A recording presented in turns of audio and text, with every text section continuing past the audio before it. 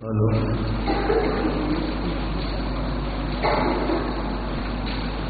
ओम नमः शिवाय। ओम नमः शिवाय। ओम नमः शिवाय। मंगलम भगवान वीरो मंगलम गौतम पुण्यपुण्णाख्यो जैन धर्मोस्तु मंगलम सर्वमंगलमांगल्यं सर्वकल्याणकारकं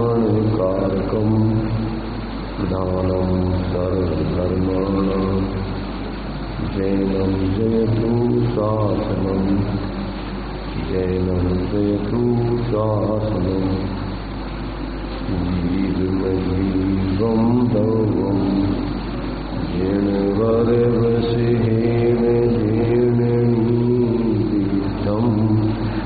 देवीन्द्रवृन्दवन्दं वन्दे तं सर्वदा शिरसा।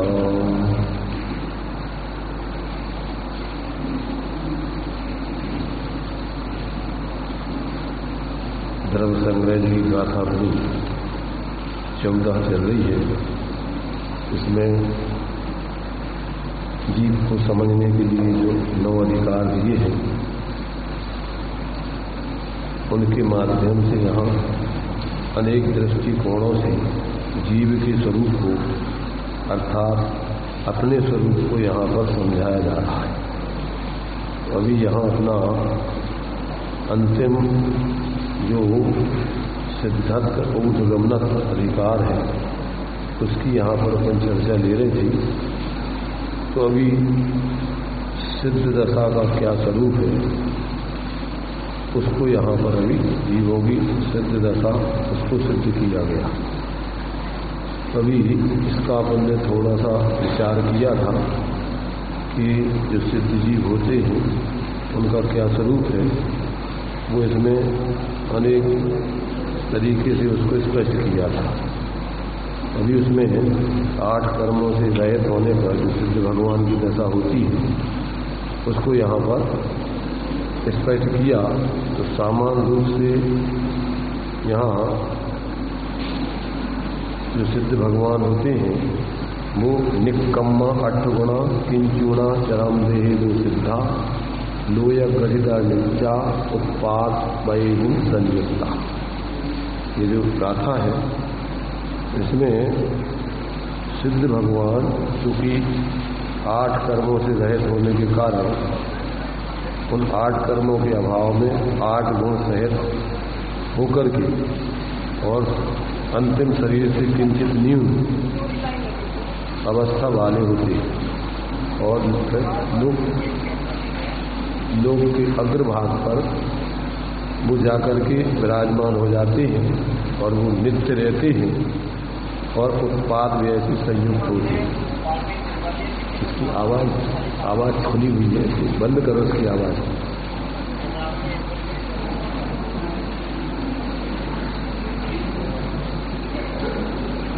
तो यहाँ पर जो है अपने लिए उसी बात को यहाँ पर स्पष्ट किया जा रहा है। तो अभी यहाँ अपने लिए संक्षेप में उनके 8 गुणों की जानकारी दी गई है। तो वो ऐसे अपने केवल ज्ञान आदि गुणों के स्थान रूप निःशुद्धात्मा ही उपाधि है। ऐसी रुचि रूप निश्चय सम्यक जो पहले तपश्चर्या की अवस्था में भावित किया था, भावना भाई थी, उसकी उस रूप अनुभव किया था, उसके फलभूत समस्त जीवादि तत्वों के विषय में विपरीत अभिनिवेश रहे परिणति रूप परम छायक सम्यक उनके जीवन में प्रकट हो जाता है। ये जो है 50 पेज पर जो है नंबर 1 पॉइंट हमने इसमें पढ़ा। जो 8 गुण प्रकट होते हैं उनमें से पहला गुण सम्यक समकृत दर्शन ज्ञान अगुरु लघु अवगाहना सूक्ष्म वीरजवान निराभार गुण सिद्धि। सबसे पहला उस छायक परम छायक सम्यक उनकी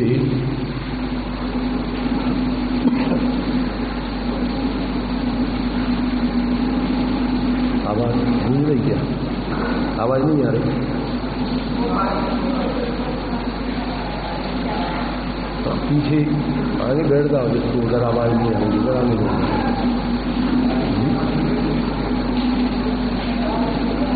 बारिश के कारण से थोड़ी आवाज भूल रही है। तो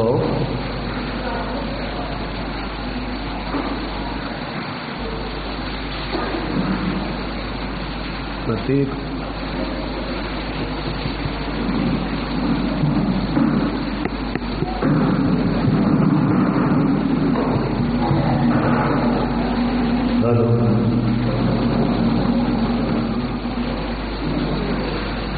हेलो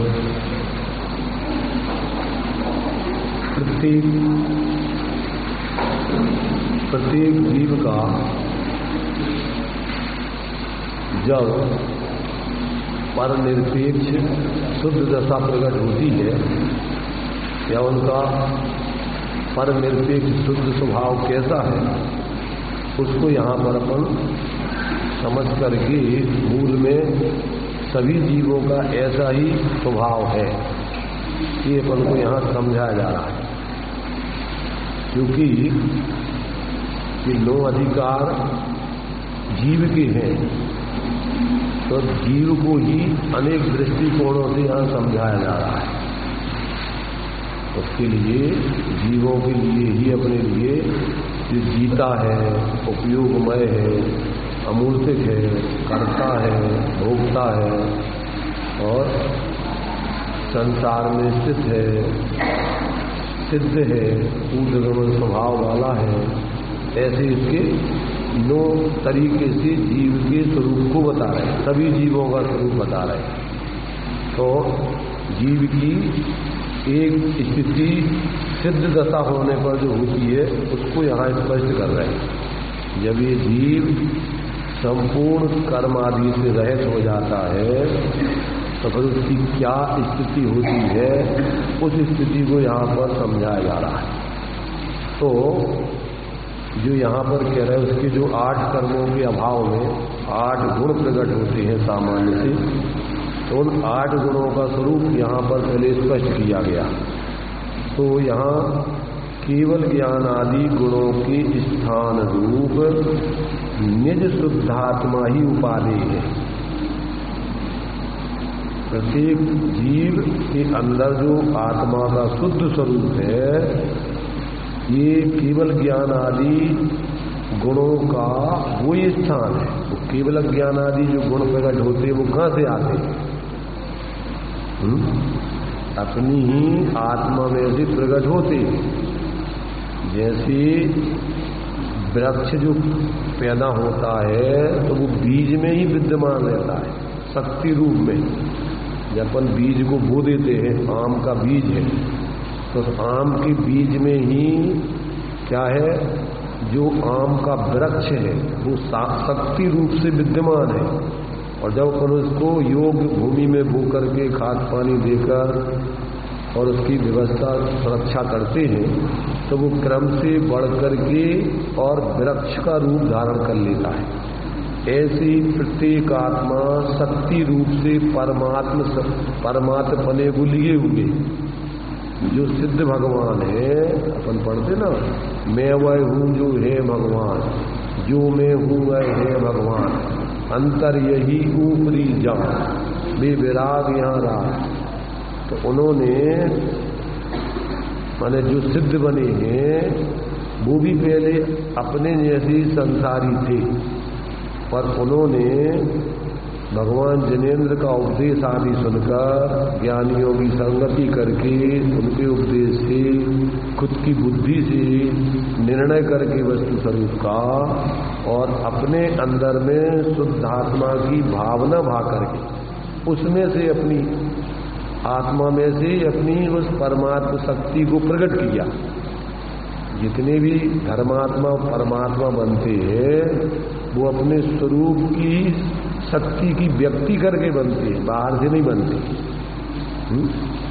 धर्मात्मा जो परमात्मा बनते हैं, जो बहरात्मा या मिथ्या दृष्टि जीव जो सम्यक दृष्टि बन के जो परमात्मा दशा को प्राप्त करते हैं, तो वो कहाँ से आती है? वो अपने अंदर आत्मा में ही ऐसी शक्ति है कि वही आत्मा जब पर में मोह राग द्वेष छोड़ के अपने स्वरूप की भावना भाकर उसमें स्थिरता करती है, तो उसी में से वो अंतरात्मा पने की प्रगटता और परमात्मा पने की प्रगटता हो करके और वो ऐसा धर्मात्मा और परमात्मा बनता है। तो जिसको सुखी होना है तो ऐसे अपने अंदर में ही स्वरूप की भावना है, पर पदार्थों में एकत्व मत की भावना छोड़ के, जिसको अपन मोह ममता बोलते हैं। अनादिकाल से जीव अपने को भूलकर, मोह महामत पियो अनादि भूल आपको भरमतवादी, अपने को भूल के संयोग संयोगी भाव आदि में मूर्छित होकर के भटक रहा है। और जब ये इससे पृथक अपने उस ज्ञान दर्शन स्वरूप चैतन्य आत्मा को अंदर में क्या है निर्णय करके, अंदर में अनुभव करके उसी में स्थिरता करता है, तो उसमें से ही ये सब धर्मात्मपना की और परमात्मपने की दशा प्रकट होती है। जैसे अपन पढ़ते ना कुंदकुंद शतक में जो आचार्य कुंदकुंद की गाथाओं का पद्य अनुवाद किया है कि अरहंत सिद्धाचार्य पाठक साधुगर परमेष्टिपण सब आत्मा की अवस्थाएं आत्मा ही है शरण। तो ये अरहंत सिद्ध आचार्य उपाध्याय साधु ये बाहर के शरीर आदि के रूप की बात नहीं चल रही है। यहाँ तो अंदर से जो उनकी अंतर उत्कृष्ट उत्तम अंतरात्म है वो कौन? द्विविध संगविद सदुपयोगी मुनि उत्तम निष्ध्यान। मध्यम अंतरात्म है जी देश वृद्धि अनगारी जगन कहे अवरत समदृष्टि तीनों से मगचारी। तो वो अपने स्वरूप की श्रद्धा ज्ञान और स्थिरता करके ये अंतरात्मा जघन मध्यम उत्कृष्ट बन के और फिर क्रम से परमात्मा दशा को प्राप्त करते हैं अपने स्वरूप के अनुभव के बल से। तो वो बात यहाँ पर बताई जा रही कि जो सिद्ध भगवान बने हैं वो कैसे बने, उनके जो 8 गुण प्रकट हुए तो वो किसके बल से प्रकट हुए? तो कहते केवल ज्ञान आदि गुणों के स्थान रूप निःशुद्धात्मा ही उपाधि है। ऐसी रुचि रूप निश्चय सम्यक जो पहले तपश्चर्या की अवस्था में भावित किया था। भावित किया था मतलब क्या हुआ कि उसकी जो भावना भावना की थी, अनुभव किया था कि ये ही मैं हूँ, ऐसा बार बार अपने स्वरूप की ही लीनता और अनुभव कर किया था। तो उसके फलभूत समस्त जीवादि तत्वों के विषय में विपरीत अभिनिवेश रहे परिणति रूप परम छायक सम्यक प्रकट होता है।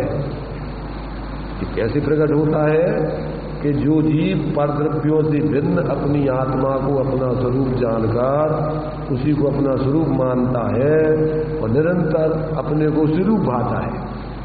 मैं मनुष्य नहीं हूँ, मैं स्त्री नहीं हूँ, मैं और कुछ अमीर गरीब नहीं हूँ, मैं तो चैतन्य स्वरूप है, मेरो उपयोग रूप चिन्मूरत बिनमूरत अनु निरंतर अपने को उसी रूप भाता है।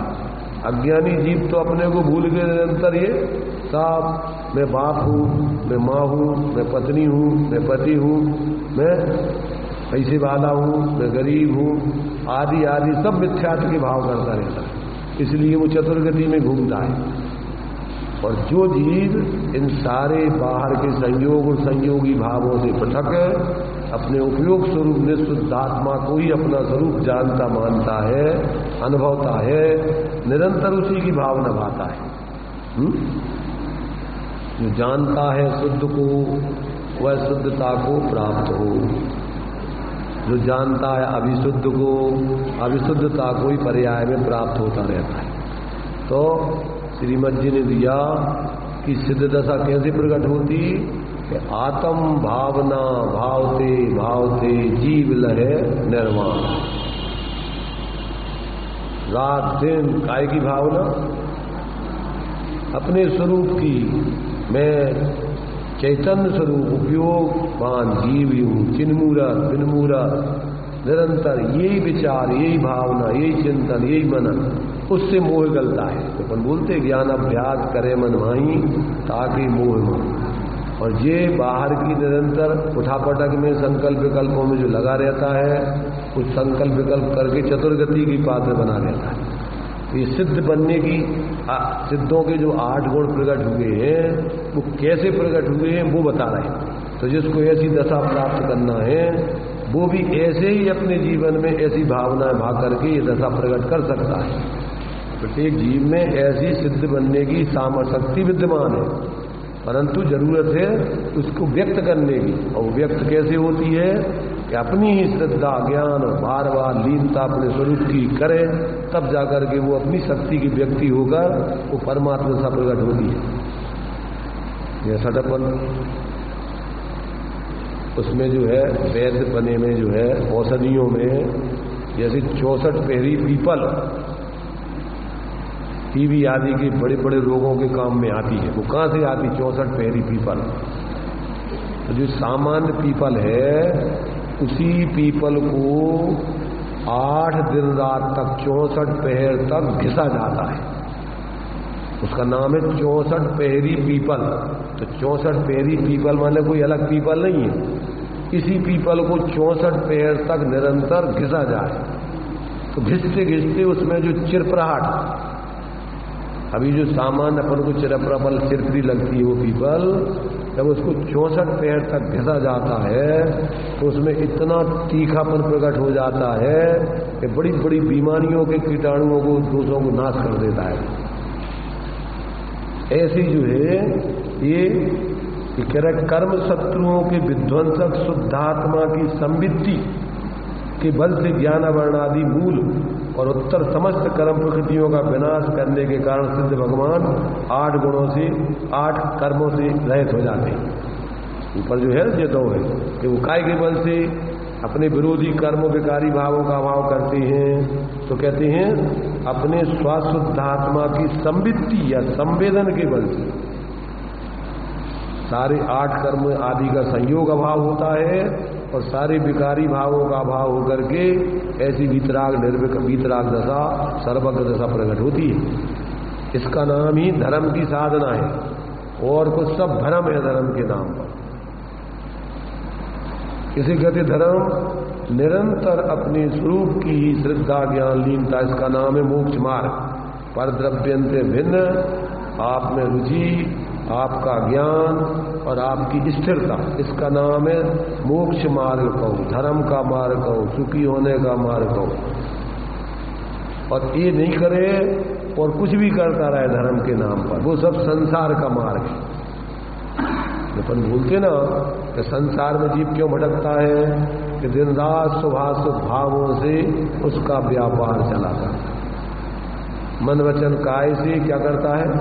मन वचन काय की प्रवृत्ति काय में लगा रहता है, या तो पुण्य या पाप के कार्य।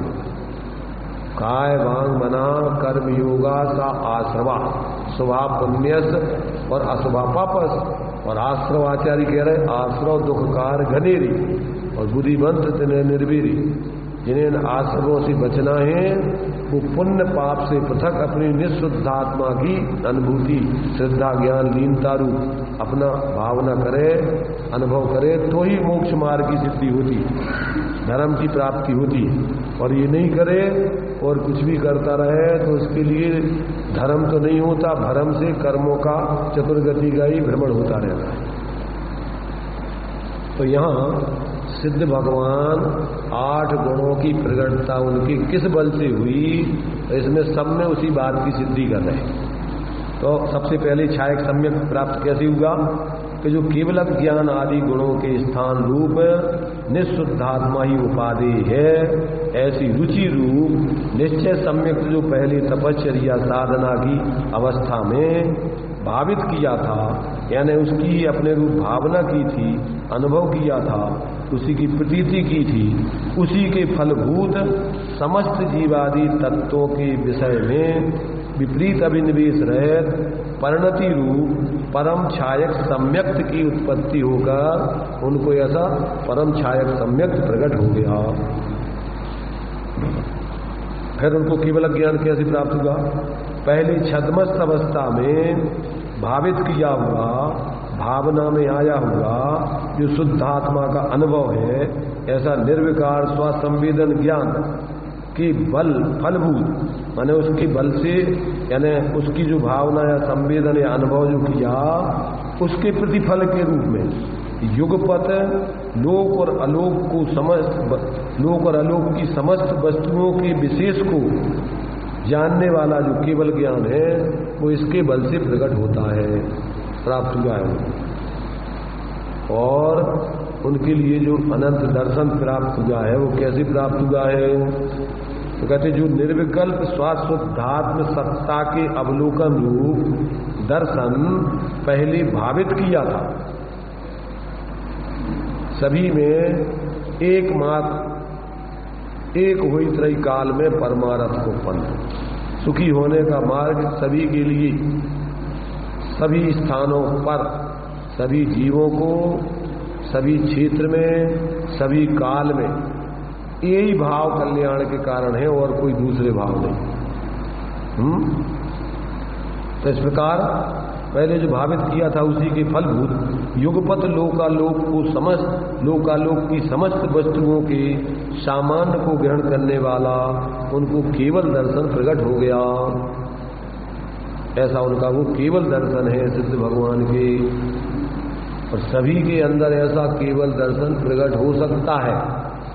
सभी के अंदर ऐसी शक्ति विद्यमान है, जरूरत काय की है उसको व्यक्त करने की, और उसकी व्यक्ति काय से होती है निरंतर अपने स्वशुद्धात्मा की भावना भाने से, उसकी प्रतीति अनुभूति करने से, उसका निरंतर उसी का ज्ञान करने से, और सब चीजें अपन को अपने आत्महित में नहीं है।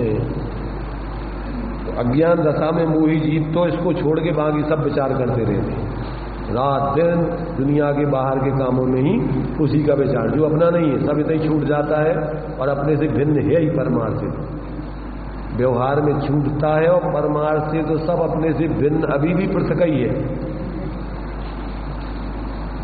शरीर आत्मा रूप है कि भिन्न है आत्मा से, संयोग रूप में अभी अपन एक क्षेत्रावगाही संबंध होने से अपन कहते कि अभी शरीर के साथ आत्मा है, परंतु तात्विक दृष्टि से विचार करो तो अभी भी शरीर पुद्गल के परमाणु अपने चतुष्टय में अलग और आत्मा अपने स्वचतुष्टय में अलग। इस शरीर जहाँ रह रहा है वहीं आत्मा के प्रदेश इस शरीर से अत्यंत भिन्न रह रहे हैं।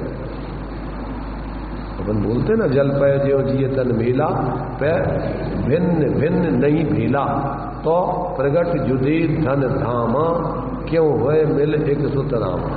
जब ये शरीर एक क्षेत्र होगा यही आत्मा का नहीं, आत्मा नहीं, तो बाहर में प्रगट अपने से पृथक चीजें आत्मा की कैसे हो जाएंगी। और अभी अपन को क्या लगता है कि आत्मा को छोड़ के बाकी सब अपना है, अपन है। मेरा परिवार, कुटुंब, रुपया, पैसा, मकान, जायदाद, इज्जत, आबरू, समाज, अपनी कितनी बड़ी समाज है। 13 गांव की समाज तो कम से कम है ही। बगेरवाल समाज कहाँ फैली हुई है? 13 गांव में फैली, 17 गांव में, 17 गांव में, चलो बढ़ती जाती है समाज। तो अभी अपनी इतनी समाज है। खैर, अरे मूल में तो वास्तव में अपन कौन सी समाज की वासी है? अनंत गुणों की समाज है अपनी। अपन पढ़ते हैं मोक्ष मार्ग, नहीं वो क्या है सिद्ध, मोक्ष मार्ग प्रकाशक का जो मंगलाचरण पढ़ते हैं ना, नहीं वो मंगलाचरण में क्या बोलते हैं? मंगलमय मंगल करन बीत राग विज्ञान नमो ताई जाते भई अरहंतादि महान करी मंगल करी हो महा ग्रंथ करण के काट याते मिले समाज सब पावे निज पद राज। निज पद राज और याते मिले समाज सब। तो समाज के 3 अर्थ किए हैं। एक तो मोक्ष मार्ग प्रकाशक ग्रंथ पढ़ने के लिए अपनी बाहर में जो मनुष्य समाज है, स्वाध्यायी समाज है, धार्मिक समाज है, वो इकट्ठी होगी। याते मिले समाज सब। काय के लिए? जो मोक्ष मार्ग प्रकाशक ग्रंथ लिखा गया है उसके स्वाध्याय करने के लिए सब अपनी धार्मिक समाज इकट्ठी हो। याते मिले समाज सब। और इसको पढ़ करके जीव मिथ्यात्व को छोड़ करके, परद्रव्यों में एकत्व मत छोड़ करके जब अपने निःशुद्धात्म द्रव्य को ही अपना स्वरूप जानेगा, मानेगा, अनुभव करेगा, तो अंदर में अपने को अपने अनंत गुणों की समाज, आत्मा के अनंत गुण ही उसकी समाज है और आत्मा का कुछ नहीं है। तो इसके पढ़ करके और अपने भेद विज्ञान करके अपने, क्योंकि भीतराग विज्ञानता शिव स्वरूप शिव का, तो इससे भीतराग विज्ञानता की सिद्धि करके अपने अनंत गुणों की समूह रूप समाज का परिणति में मिलन होगा, उसकी प्राप्ति होगी। तो याते मिले समाज सब। और जब ऐसे अपने अनंत गुणों की समाज की अनुभूति करके जीव स्वरूप आराधना करेगा तो अनंत सिद्धों की समाज में जाके शामिल हो जाएगा। वो अपनी मूल समाज है। कहाँ चला जाएगा ये फिर? इस सिद्धालय में याते मिले समाज सब, अपने सिद्ध भगवान के समाज में उसमें शामिल हो जाएगा। अपने लिए अभी कौन सी समाज अपनी है? अभी तो पहले अपनी धार्मिक, देखो मोह की समाज, परिवार, कुटुंब, ये तो अपने ठगने वाली टोली बताई, ठगों की टोली है सब। आचार्यों ने, पद्मनंदी स्वामी ने तो परिवार के लोगों को क्या बताया? ठगों की टोली है, निरंतर तुम्हें मोह उत्पन्न करके तुम्हें ठगती रहती। अपन को क्या समझ में आता है? ये जो ठगों की टोली है ये समाज है कि जो धार्मिक साधना करने वाले व्यवहार में ये समाज है अपन। और फिर इस समाज का सानिध्य करके, स्वाध्याय आदि करके, वेद विज्ञान करके और अपने स्वरूप की आराधना करके फिर अनंत गुणों की समाज अंदर में अपन को दिखाई देगी।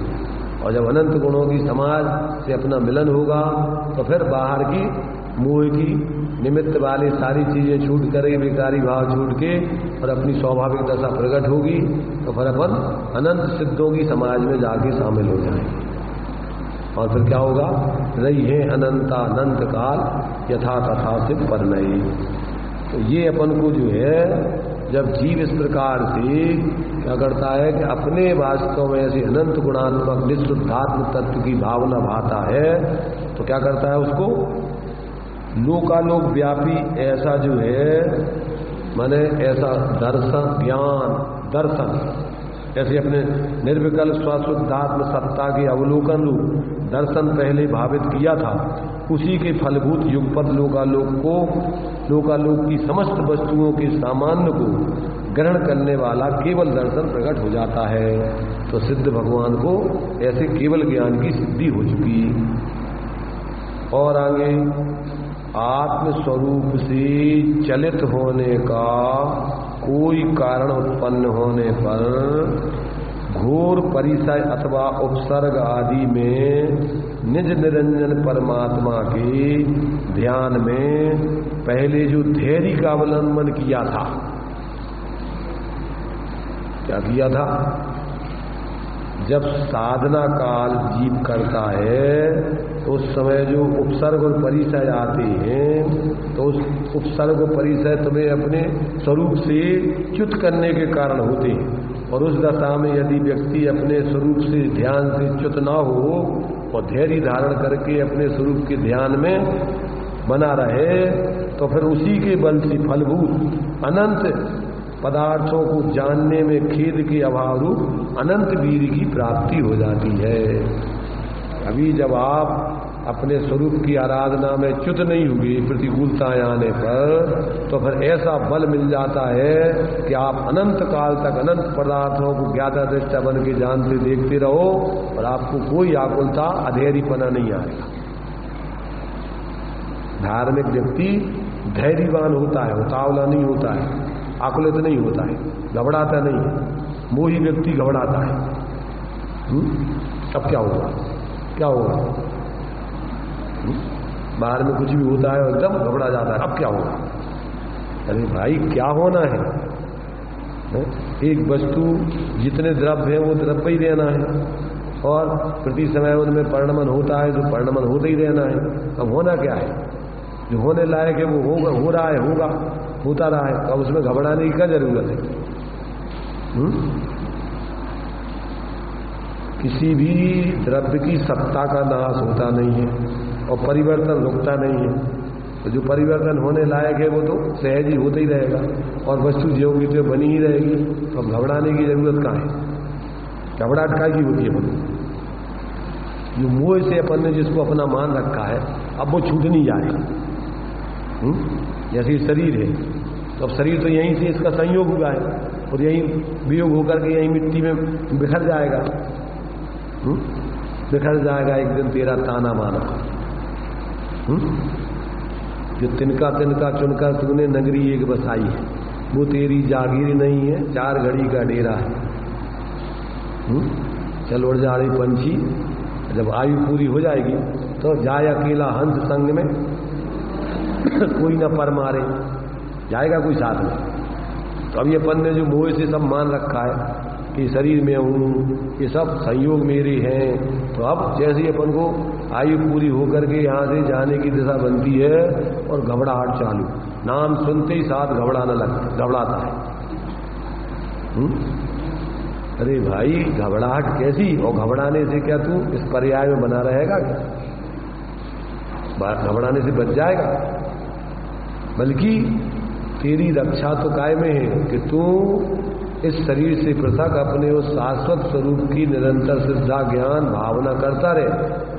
अपन बोलते उपसर्गे दुर्भिक्षे जरसी रुजायाम च निष्प्रतिकारे धर्माय तन विमोचनम आहु संलेखना मारिया। गणधर आदि देव किसे संलेखना समाधि कहते हैं? उपसर्ग आने पर, दुर्भिक्ष आने पर, उपसर्गे दुर्भिक्षे, जरसी बुढ़ापा आने पर, बुढ़ापा आने पर तो शरीर तो छूटेगा, और जरसी ध्वजायाम ऐसा कोई असाध्य रोग आ जाने पर जिसमें इस शरीर का छूटना अवश्य संभावी। अब उस समय क्या करना? धर्माय तनु विमोचनम आहू, इस शरीर से मोह छोड़कर अपने स्वरूप की आराधना करते हुए रत्नत्रय आदि धर्म को सुरक्षित ले जाना यहाँ से, ये विवेक है, ये उचित है, ये करने लायक है। धर्माय तन विमोचनम आहू संलेखना मारिया। गणधर आदि देव उसको संलेखना या समाधि कहते हैं। कितने लोग हैं समाधि करने को तैयार हैं? समाधि करने की तैयारी कितने लोगों की है कि अगर, क्यों आयु का तो अपन को कोई पता नहीं, कभी भी आ सकती, आज आएगी नहीं, अब ये तो सबको पता है। तो तैयारी करके सब कितने लोग बैठे हैं कि हम तैयार हैं, आ जाओ, चिंता नहीं हमारे लिए।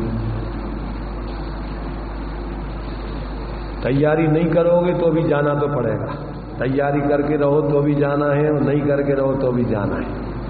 बगैर तैयारी के होगे तो घबराओगे, अब क्या करें, अब क्या करें, अब क्या होगा, अब क्या होगा। तो तैयारी करके रहोगे तो निश्चिंत होगे, आनंद से चले जाओगे। इसलिए अपन को ये सब बातों का विवेक करके ज्ञान में भ्रम तोड़ देना चाहिए। पर में एकत्वपने का, ममत्वपने का भ्रम, क्योंकि जीव ने आज तक या बुद्ध सेती निज न जानियो भ्रम गिणो हितकार, भ्रम को अपना हित माना, जिसमें अपनापन नहीं था उसमें अपनापन माना। अभी तो समझ में कुछ नहीं आ रहा, अभी तो अपन को लग रहा है कि तो सब आत्महित हेतु विराग ज्ञान तिलक है आपको कष्ट जान। इनमें तो अपन को बहुत तकलीफ होती, सुनने में ही तकलीफ होती कि भैया ये कहाँ की बात है। अगर कोई किसी को समाधि मरण सुनाए तो क्या भैया हमका मर रहे रहेगा? तो समाधि मरण तो तुम्हारे लाने भैया भेद विज्ञान का स्वरूप समझाया जा रहा है कि ज्ञानी जी कैसे इस पर्याय को छोड़ के जाते हैं, तुम्हें वो विधि समझाई जा रही, तो तुम्हें नहीं जाओगे क्या यहाँ से? तुम्हें नहीं सीखना वो विधि? अबे नहीं मर रहे, पर मरोगे तो ये तो पक्का पता है। तो मरना माने पर्याय से पर्यांतर होना, मरना माने कोई नाश होना थोड़ी है। तो यहां पर अपन को ये कह रहे कि ये भगवान को जो 8 गुण, सिद्ध भगवान के जो 8 गुण हैं, वे कैसे प्रकट हुए और वे सबको प्रकट हो सकते हैं, उसकी विधि बता रहे हैं। तो यहां पर जो इस प्रकार से अनंत वीर्य की प्राप्ति होती है कि जो पहले आत्मस्वरूप से चलित होने का कोई कारण उत्पन्न होने पर घोर परिचय अथवा उपसर्ग आदि में निज निरंजन परमात्मा के ध्यान में पहले जो धैर्य का अवलंबन किया था, उसी के फलभूत अनंत पदार्थों को जानने में खेद के अभाव रूप ऐसे अनंत वीर्य की प्राप्ति होती है।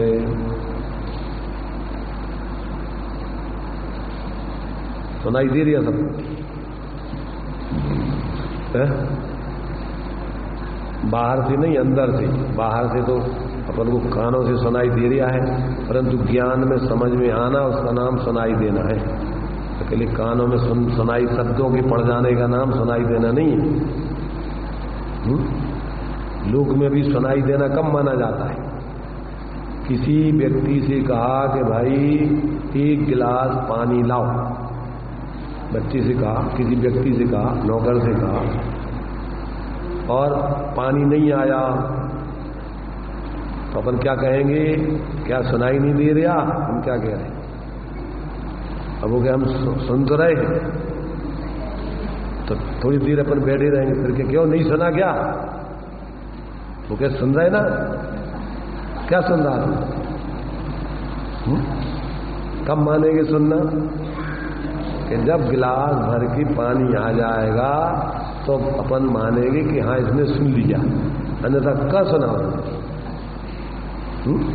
भाई अकेले शब्द सुनने से सुनना थोड़ी कहलाता, उसका भाव समझ में आए और उस भाव के आधार पर वो कार्य बने तो सुनना कहलाता है।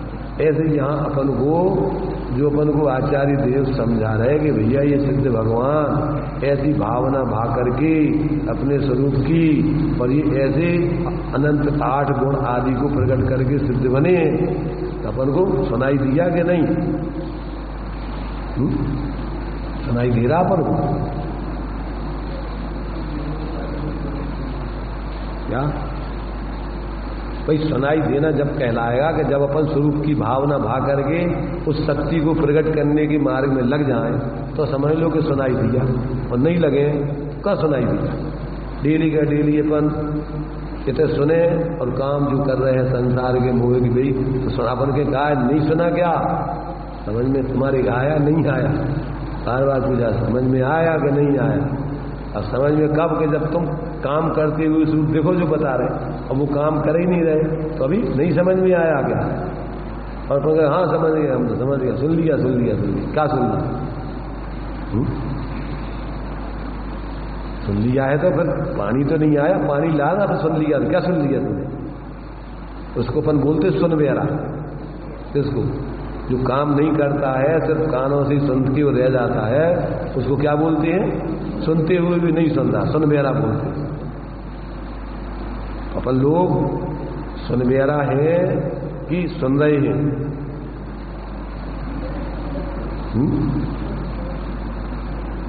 सब अपना अपना सोचे। जिसको सुनाई देता है उसका जीवन दिखाई देने लगता है, चलते हुए दिखता है। मार्ग में मोह के कार्य धीरे धीरे वहां से उसकी बुद्धि हटने लगती है और अपने स्वरूप की आराधना में ही उसको रस आने लगता है। एक बार उस व्यक्ति को ये रास्ता दिख जाए और इधर में रस आने लगे तो फिर उसको कोई दूसरी चीज फिर उसको कहना ही नहीं पड़ता है। जब ने जाता मन आवे तब और कछु उसको कुछ नहीं स्वाद, तो दूसरों को भी समझाता है कि भैया तुम कहाँ पागलपन में लगे हो, ये सब यहीं का यहीं अपना कुछ है नहीं, इसमें अपनी जिंदगी क्यों बर्बाद कर रहे हैं। इसलिए यहाँ पर ये अपनी कथा कही जा रही है, आत्मा के स्वरूप की कहानी है ये। अनादिकाल से अज्ञान दशा में तो वो कहाँ मोह से परिभ्रमण करता रहा, और जिन्होंने अपने आत्मा के मूल स्वरूप को समझा और उसकी आराधना की, उनकी ये दशा हो जाती है, वो सिद्ध बन जाते हैं, अनंत काल तक के लिए सुखी हो जाते हैं।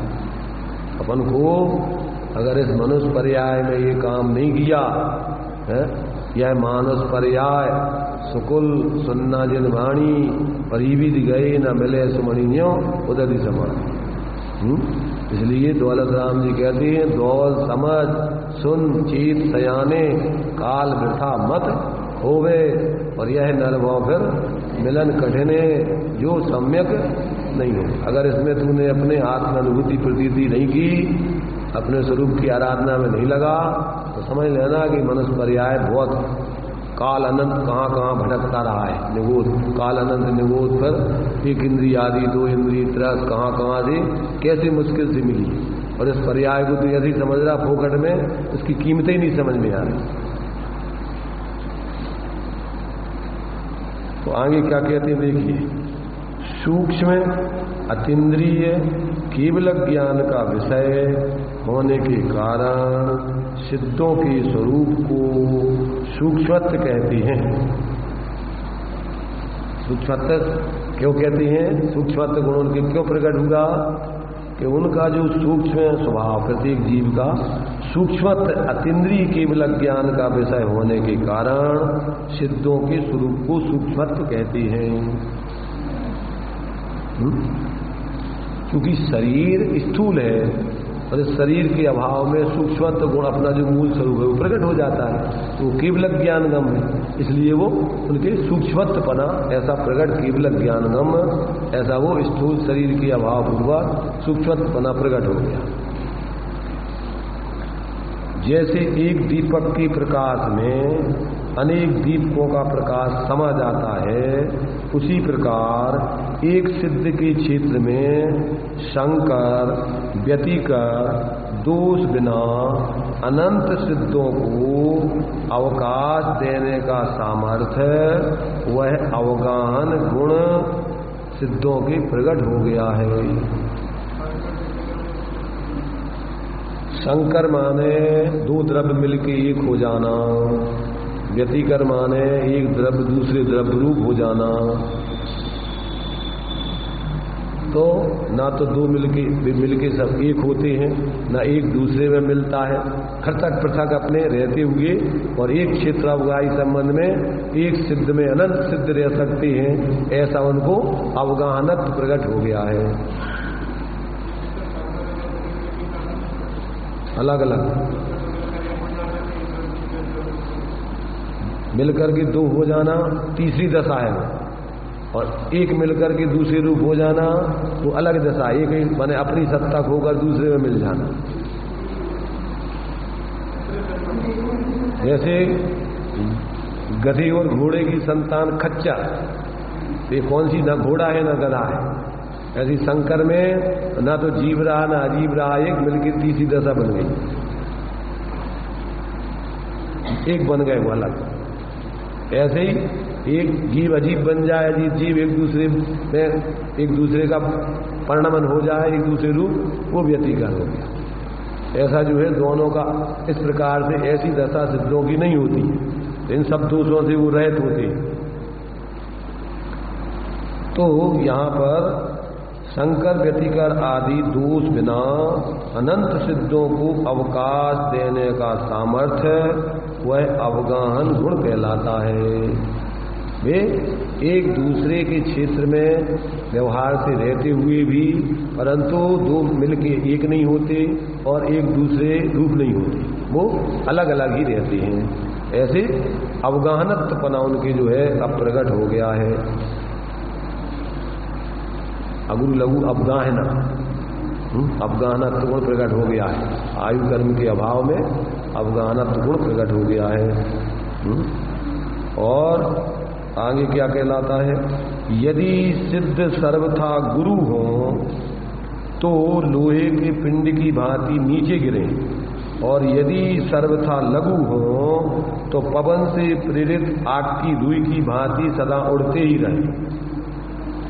परंतु ऐसा नहीं है, अतः उनके अगुरु लघु गुण कहा जाता है।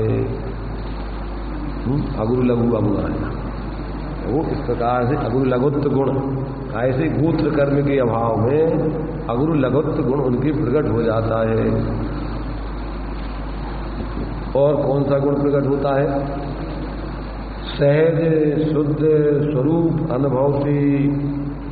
अनुभव से उत्पन्न रागादि विभाव रहे सुखामृत का एक देश संवेदन जो पहले किया था उसके ही फलभूत अव्ययवाद अनंत सुख कहा जाता है।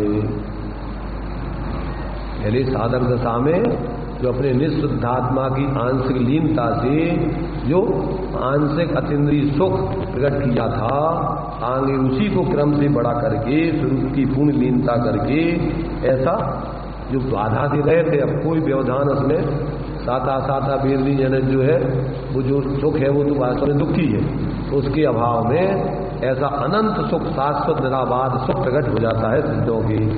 तो इस प्रकार से ऐसे जो है ये 8 गुण सिद्धों के कहे जाते हैं। इस प्रकार मध्यम रुचि युक्त शिष्य के लिए सम्यक्तादि 8 गुणों का कथन जानना चाहिए। संक्षिप्त रुचि वालों को तो सामान्य रूप पर 8 गुण बतला दिए।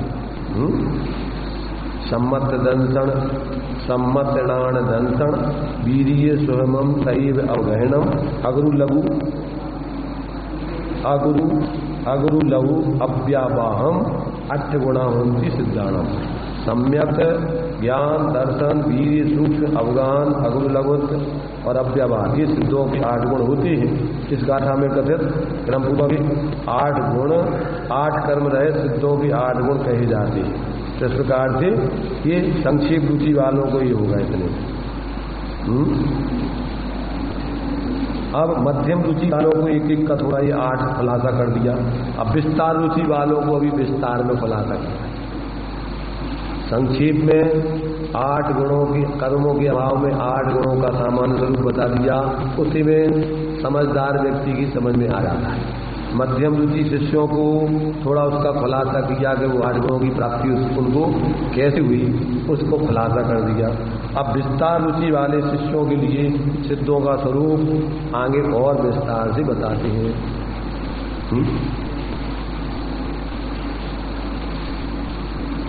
बाहर में बरसात हो रही है, अंदर में भी घर में बरसात अपने जिनमानी की बरसात चल रही है। अब इसमें से अब दोनों बरसातों में भी अपना उपयोग लगा हुआ है। बाहर में भी बरसात है, अगर यहाँ की बरसात से निकलती हैं तो बाहर की बरसात में संकल्प खड़े होते हैं। अभी यहाँ रुकना है कि अभी और चलना है?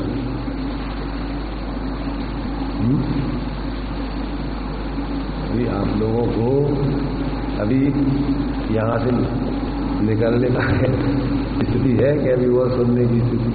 तो बाहर तो बरसात चल रही है, सबके पास भीगते हुए जाने का बाहर में, अगर बाहर की बरसात का आनंद लेना हो तो यहाँ की बरसात अपन बंद कर दें, और यदि बाहर की बरसात में भी नहीं भीगना है, इधर की बरसात में बस भीगते रहे अंदर से,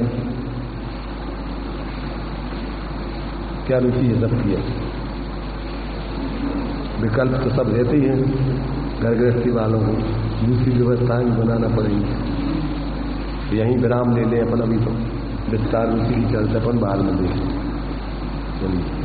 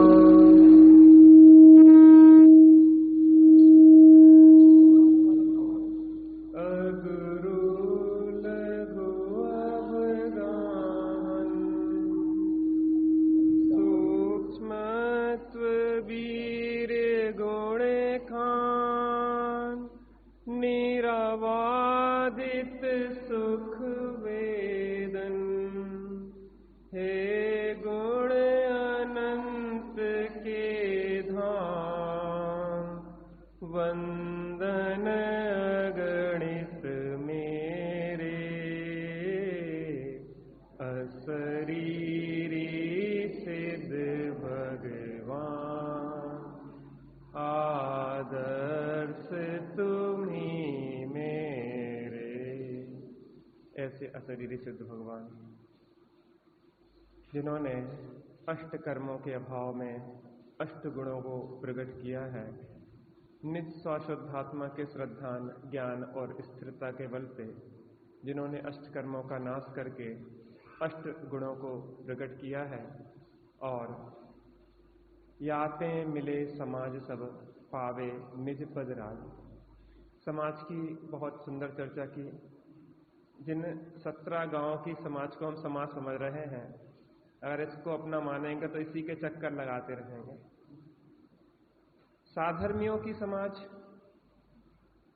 वास्तव में जो मोक्ष मार्गी है, वह हमारे साधर्मी, वह समाज है।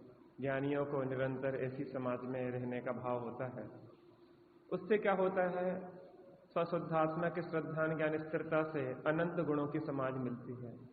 याते मिले समाज सब, और स्वशुद्धात्मा के श्रद्धान, ज्ञान, स्थिरता से सिद्धों की, अनंत गुणों की समाज मिलती है।